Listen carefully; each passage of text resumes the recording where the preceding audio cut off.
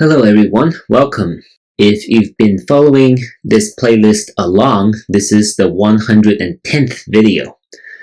I started this playlist more than 2.5 years ago, which is pretty amazing. Back then I didn't know what I was doing with this playlist, and I'm glad I've been able to make it this far. And many thanks to those of you who are following this playlist and learning a little bit about Josekis and all these fascinating variations on the corners. So once again, if you haven't subscribed, please do. And if you can, hit the like button because this will push my videos to more Go lovers like you. And of course, if you're gaining anything of value from these videos, please feel free to consider making a donation as well. So the first 109th video are all about the things I had in mind when I first started. And those are really the videos, the variations that I was most curious about. Because, as I have mentioned before, I am only playing the star point. So I would rather allow my opponents to make a very comfortable enclosure on the corners with their 3-4 points, and then I'll harass their enclosures rather than trying any of these approaches by white on this board that you're seeing right now. So this part, to be honest, I'm not very familiar with any of these 3-4 point Josekis, but of course there are basic ones that I've already covered up front, the first couple of videos, and there are other very basic variations that everybody should know. But then there are those quite complicated variations, especially with some of the pincers. It's going to be a headache, but we are going to dive into it. Again, it's going to take a little bit of time, maybe a couple more years, to get through all the remaining Josekis, not just for the 3-4 points, but also for the 3-3 point. There's the 4-5 point, the 3-5 point, maybe the 5-5 point, but the 3-4 points and these 4 approaches, of course maybe 5 along with the star point attachment. So 5 approaches, that's what we're going to dive into next on this playlist. It's going to be pretty dense once again, but it's going to be fun. This is, the 3-4 point, everybody plays it, except me, perhaps. And these variations are going to be very useful. So just as a little preview and a little explanation on what you should focus on, the top left we have the small knight's approach to the 3-4 point. And as black, of course, you can play away, but it's not recommended because white can follow up with this move. And AI thinks this is a very valuable move and pretty good for white. So normally you do not see professional players playing away in this situation. That's just becoming rarer. So if you're black in this situation, this kick used to be considered not a good move, now totally okay in the age of AI. B used to be a classic move. You see this in ancient game records, and then it kind of fell out of favor among professional players. People thought this move is slow, but now in the age of AI, AI likes this move a lot, right? So now it's back, and we're going to take a look. Similarly, right, there's C and K. I don't know why I labeled it K. I think it's okay to play. It's a little slow, right? You're not putting any pressure on this approaching stone. You're just playing on the left side, which is fine. Not very exciting. So these are all relatively straightforward. And J, that's a little outdated, or maybe it never was dated to begin with. It's just a little awkward. Not a good move. J is not a good move. And now we have all these 6 pincers. The 1-space pincer, low pincer at D, high pincer at E, the 2-space and the 3-space high and low. Right? Very similar to the small knight's approach to the star point, where we also had these 6 pincers. So the pincers are going to be a headache right? That's going to be a main headache. And we're going to learn how to get out of it, right? After you approach and your opponent plays the pincer. Now moving on to the lower right, the one space approach to the 3-4 point.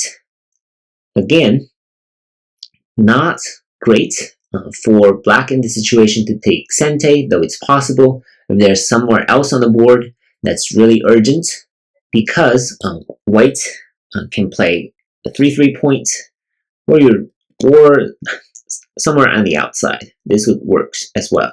So the 3-4 point will be coming under a lot of pressure if you take Sente.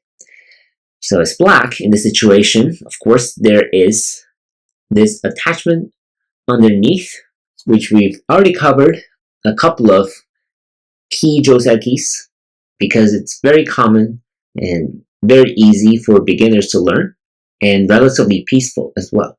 And there is all of these moves on the side, right? This one, these are all a little bit slow, 10, 11, and 12.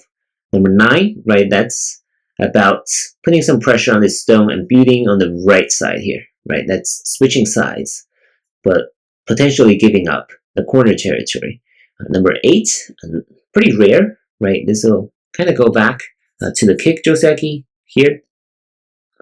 We do the kick on the upper left, then we get to this situation. So pretty rare. And again, we're going to look at all these pincers, right? The pincers will be the big headaches, right? If your opponent plays the pincer, how do you kind of resolve the situation in a peaceful manner, right? Or in an efficient manner? You may not come out completely unscathed sometimes, but make sure you don't die, of course, number 1. And number 2, make sure you're in a good shape to keep building. Even if you lose a couple of points, right? If you lose 5-10 percentage points of winning probability, that's totally fine, right? That's not a lot of points for amateur games. That should be acceptable. But of course, if you read books, if you study with AI or professional players, they're going to tell you certain variations are out of the question. I don't necessarily agree. You have to find the variations that you like, that you can work with, right? So that's something to keep in mind as you learn these Josekis, as you learn how to respond to these potentially quite harsh and even tricky pincers for both of these approaches. So once you learn the pincers, then you're ready to go. Then we'll have covered most of the Josekis, if not all the Josekis you need to play competently.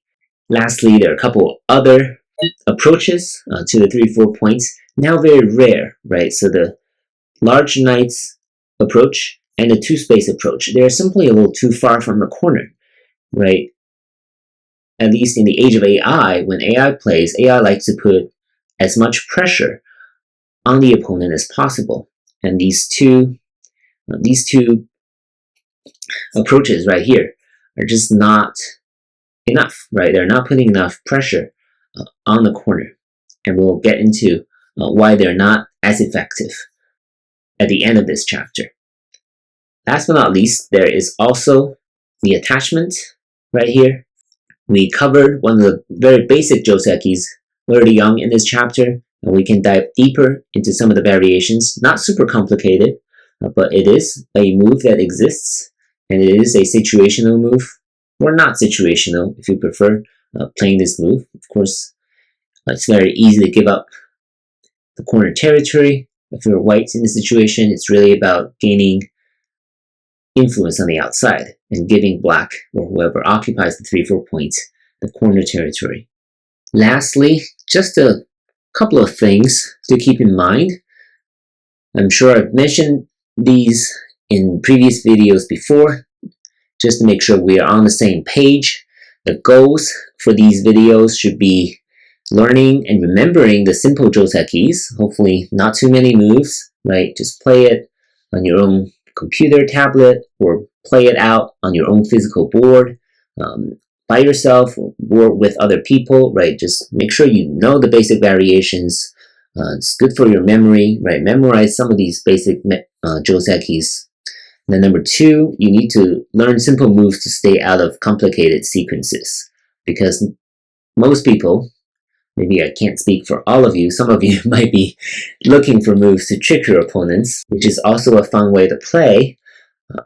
But for most of you out there, and myself included, complicated variations, Josekis, are not preferred, right? So we need to learn the simple moves to say, take a couple points of advantage and getting out of this complicated Joseki or variation, right? So these are some of the things we need to learn.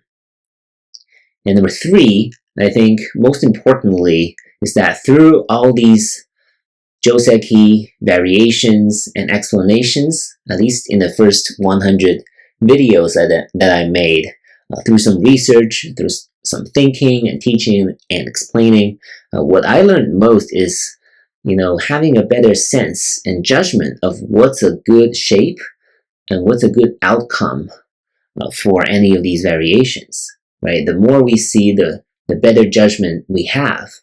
And it's very helpful, not just for, knowing the variations, what happens in the corners, but also you just have a better sense of the game in general, right? They're just moves that you know for sure. They're just, out of the question. You will never play those moves, even if you, sacrifice 10 stones or something like that. There are certain moves that you never make. And then there are certain moves that you almost always make because it's just this nice and efficient shape, right? So you get that sense by learning from these Josekis. And it's just a very good way, very efficient way for everybody to learn the game. So that's what I found out, through teaching in the past 2.5 years on this playlist. And that's something I did not anticipate when I made the first video introducing what Josekis are. So just some thoughts and kind of reorienting ourselves here. As always, if you have any questions or comments, or if there are Josekis that are bothering you that I've not covered here on this channel, please reach out either in a comment or send me an email. The information is in the description below. Once again, many thanks to those of you who are following this playlist and following my channel. Good luck, and thank you for watching.